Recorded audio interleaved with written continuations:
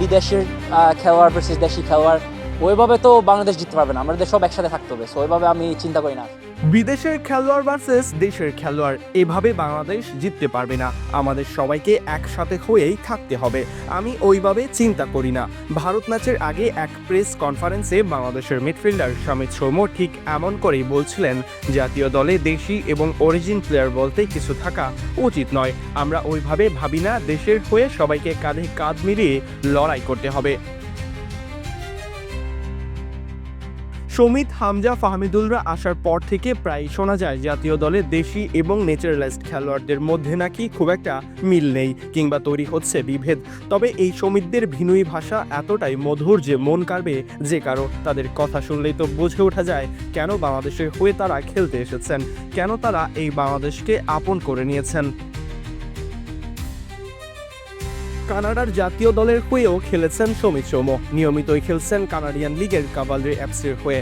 এত সব উন্নত জীবন ছেড়ে কিসের টানে ছুটে আসলেন এই বাংলায়, তা নিশ্চয়ই সমিত নিজেই বলতে পারবেন। তবুও সমিত এসেছেন এই দেশের মরা ফুটবলের পালে হাওয়া দিতে।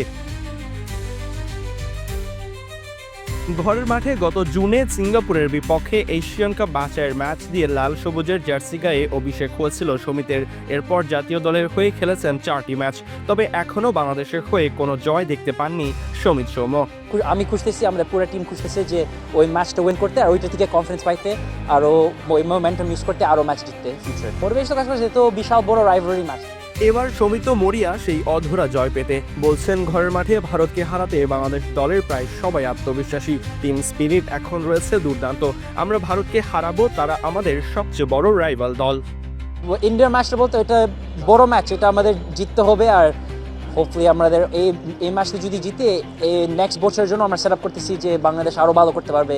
এমনকি সমিত বলছেন, ভারত ম্যাচটা অনেক গুরুত্বপূর্ণ। ভারতকে হারিয়ে এই বছরটা শেষ করতে চাই এবং আগামী বছরের জন্য আমাদের নির্দিষ্ট পরিকল্পনা সেট করে যেতে চাই। বাংলাদেশ আরও ভালো করবে। সমিতের কথা ঠিক কতটা সত্যি হবে সেটা বোধহয় সময়ই বলে দেবে। তবে দেশের হয়ে যে প্রত্যয় ব্যক্ত করেছেন এই মিডফিল্ডার, তা তো কোটি বাংলাদেশেরই স্বপ্ন। এবার সেই স্বপ্নটা যে সমিত হামজারাই আমাদের দেখাচ্ছেন, তা আরও একবার স্পষ্ট করেই বলে দিয়েছেন সমিত নিজেই।